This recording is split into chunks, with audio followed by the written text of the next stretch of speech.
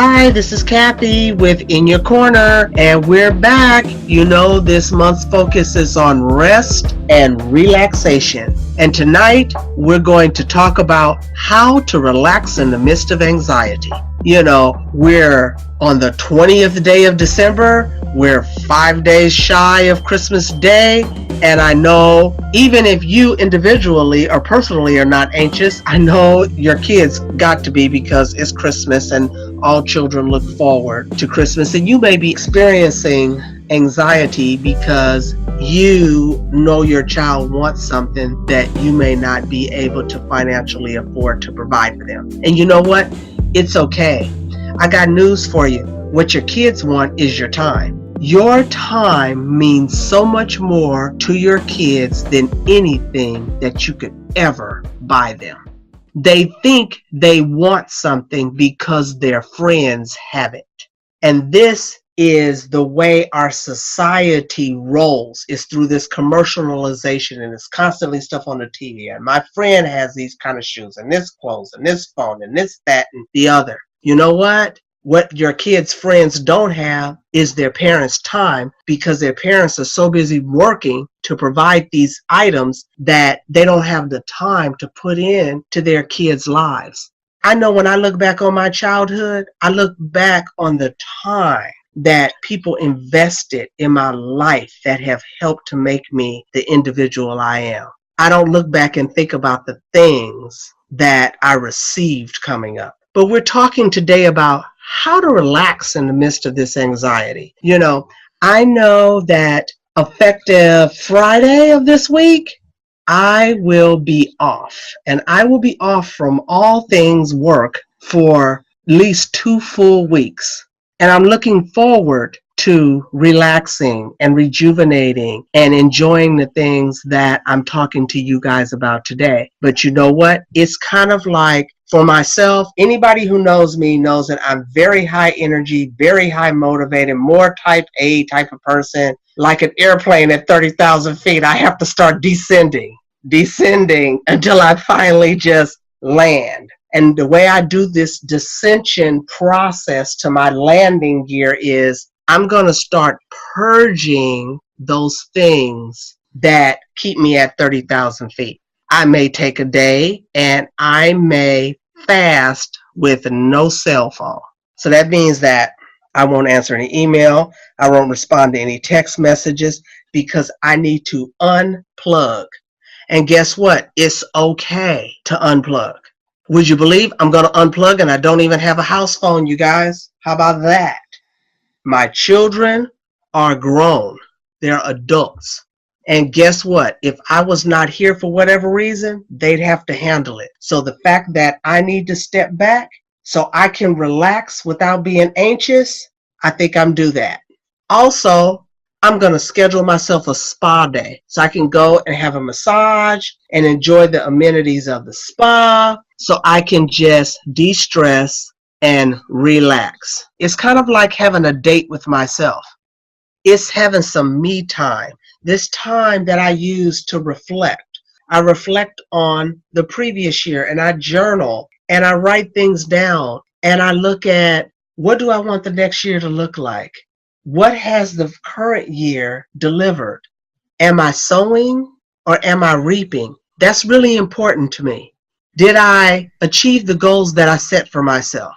These things kind of are relaxing to me because they're just a part of my thoughts that help me to descend until I land. Then I'm going to schedule a much needed time for me and my husband to do some things, bike ride, exercise, because these things are good. They're good to reduce anxiety, increase relaxation, to add balance to your life. I'm going to do some movies and things with my granddaughter, right? I'm going to do a little shopping with my daughter, because I don't need the hustle and bustle from the 22nd to the 25th. I could go on the 27th, the 28th. You know, I just want to have some me time to do some of the things that are appealing to me. I'll have a day where I'll have no computer. I won't even open my laptop, which really makes my husband happy. When I unplug from the phone and I say, okay, I'm gonna have a day where I'm gonna do no technology whatsoever. He finds this really enjoyable because guess what? We can have a conversation and it's not interrupted by the phone going ding because I had a text message or I'm looking on the computer for something.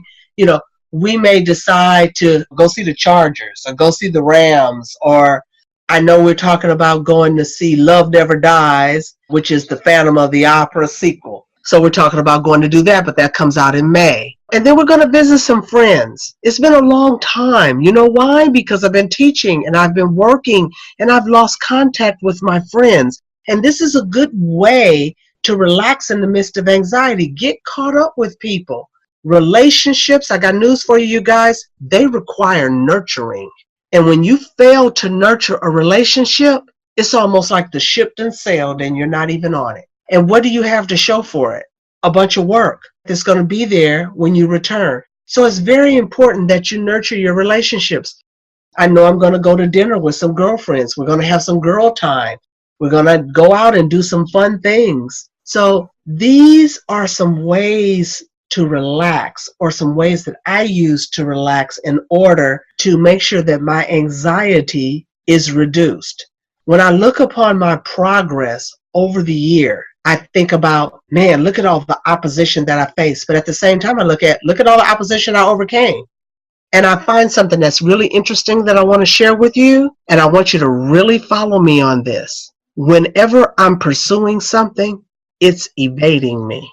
The harder I pursue it, the more it evades me. When I thought I wanted a husband, the more I was on the hunt, the more I couldn't find one. The minute I said, oh, well, the husband showed up. I just saying, might be something to consider. If you stop pursuing it, it will gravitate to you. I want you to pursue something that's greater, that's better. I want you to make an investment in yourself. What about making you better? Because by making you better, other people are going to gravitate towards you because they're interested in what you're putting out. So when you're not in pursuit of something, it's in pursuit of you. You'll find that those desires that you have in your heart all of a sudden just overtake you and become the reality. Another way to relax in the midst of anxiety is to stay in peace. And one of the ways that I find that's most effective to stay in peace is to not pursue stuff. By doing this, you lower your anxiety. Thank you for letting me come to you this evening and talk to you about how to relax in the midst of anxiety. If you're having problems because you're feeling anxious all the time, holler at me because I can identify with what it means to be anxious about your breakthrough. Go online today and schedule your free 15-minute consultation at inyourkorner.com. This is Kathy. Happy holidays. See you soon.